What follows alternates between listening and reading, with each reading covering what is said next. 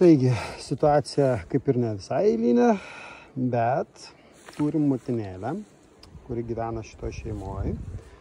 Ir bandant ją izoliuoti, laksto tarp narvelio, naudojau net 3 izoliatorius. Ir ši panelė yra liekna manekenė. Nei vienas grotelės jos, kaip sakant, neužlaiko. Todėl buvo nuspręsta dėti į tokį narvelį ir bandysim žiemos su juo. Arba gal tiesiog išlaukus 21 dieną, kai visi perai išeis nuerkinti, gerai užmaitinti ir paleis žiemoti. Galgi ne, vienas iš variantų. Nes perų, tai 1, 2, 3 dadano, 2 ir 2 rūto. Tai kas čia gaunas 15, apie 20 000 bitelių žiemojimui. Manau, turėtų užtekti.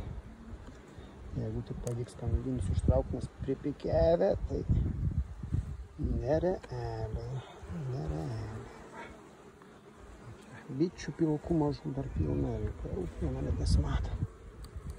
Tai ką, paliekam mes ją dabar kol kas su visų narveliu.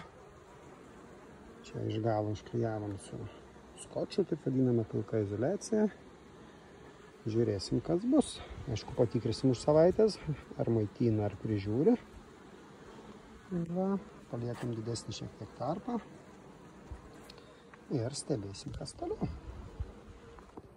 Na ką, ir dar vienas variantas izoliacijos. Išbandysim senuko Milenino irgi izoliatorių. Esam darę su dadaniniais, dar nėra buvę ant rūto. Tai bandysim žiemoti po 3 šeimelių ir su tokiais. Ką, motinėlė pagauta, jau yra pikutė, atidarom mes ją ir gražiai įsileisim nuo prašyčią. Op. Gražuolė, eik. Tai gali užtrukti, padarau pauzę. Štai motinėlė jau narvelėje, gražiai vaikšto. Reiškia, čia yra trumpasis galas bus priekis, o čia daugiau yra vietos, bus galas. Dabar palengva bandysim įdėti. Lizdas paruoštas ir įdėsim į lizdą. Patvarkykim. Va. Po 21 dienos, kada išsiris visi perai, siaurisim lizdą. Štai. Dar reikia pasižymėti, kad čia yra narvelis. Tai, kaip ir minėjau, siaurisim lizdą, darysim nuerkinimą pilną. Nors dabar galėsim jau ir padėti maitinimus visus. Taigi pasižymim, kad čia yra narvelis.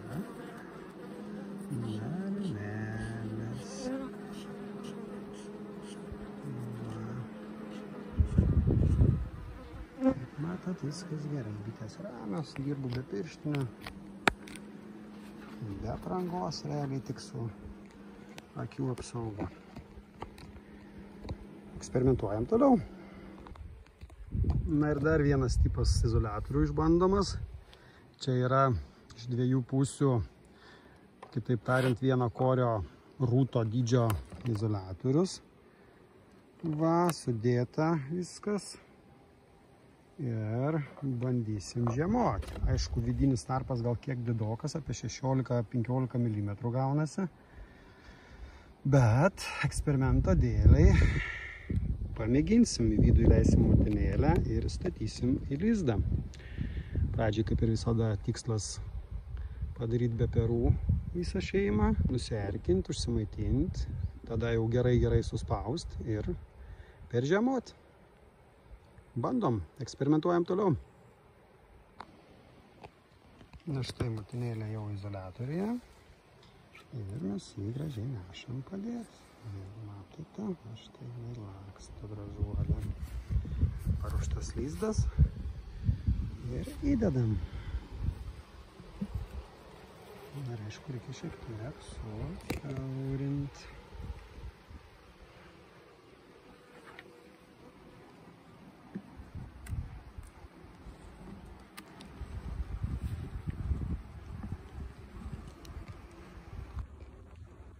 Na ir dar vienas eksperimentas, kurį norėjosi pačiam išbandyti.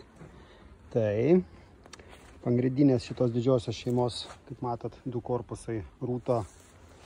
Perų tikrai nemažai. Aišku, čia Italijos motinėlė ir šeima visa Italija, F1. Bet buvo užizoliuota ir už 3-4 dienų eksperimento dėliai buvo pagautas iš ten apsiskraidžiusių, toliau matosi nupliausų, motinėlės jau apsiskraidžiusios dedančios ir įkištos į paprasčiausiai transportavimo įdavimo narvelius ir žiūrim, ką turim. Motinėlės narveliuose gyvos, juda, viskas gerai. Praėjo 5 ar 6 dienas, jos yra tikrai prižiūrimas ir maitinamas. Tai va, reiškia, bankas įmanomas. Žiūrėsim, kaip mes su jom peržiemosim. Va, nes nukliausiuose palikau specialiai išsileisti F2 bakvasto. Na, žiemojimui eksperimentui apsiskraidys, neapsiskraidys, žiūrėsim. Va, bet džiugina tas faktas, kad čia kol kas viskas yra gerai ir motinėlės stambios, riebios, viskas puikiai. Aišku, nori laisvę, bet dėja mergaitės, be pavasario jūs niekur neišeisit. Na ką, smagu, kol kas viskas gerai, gražus oras, motinėlės dūzgia, motinėlės beveik jau visos izoliuotos, virš 90%, dar savaitė kita, pradėsim nuo erkinimus. O kitą savaitę ir maitinimus. Kol kas tiek.